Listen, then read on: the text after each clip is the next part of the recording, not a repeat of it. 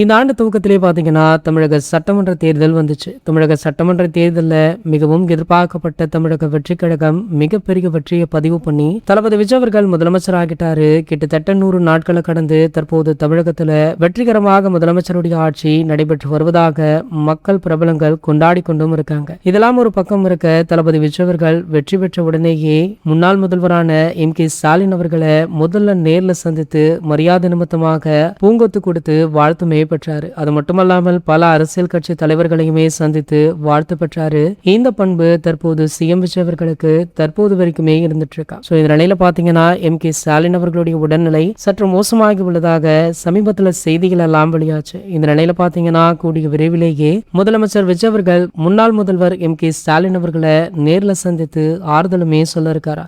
இந்த தகவல் தற்போது சோசியல் மீடியாக்கள் வெளியாகி செம்ம வைரலா போயிட்டு இருக்கு. என்னதான் எதிர்கட்சி தலைவராக இருந்தாலுமே அவருக்கு கொடுக்க வேண்டிய மரியாதையை முதலமைச்சர் விஜய் அவர்கள் சரியாக கொடுக்கிறார் அப்படின்னு சொல்லி தாவேக்கா மட்டுமல்ல திமுகவை சேர்ந்த பலருமே தளபதி விஜய் அவர்களை வாழ்த்திட்டும் இருக்காங்க. தளபதியுடைய இந்த செயலை பத்தி நீங்க என்ன நினைக்கிறீங்க அப்படின்றத கீழே உள்ள கமெண்ட் செக்ஷன்ல கமெண்ட் பண்ணிட்டு நம்மளுடைய சேனலை மறக்காம சப்ஸ்கிரைப் பண்ணிக்கோங்க.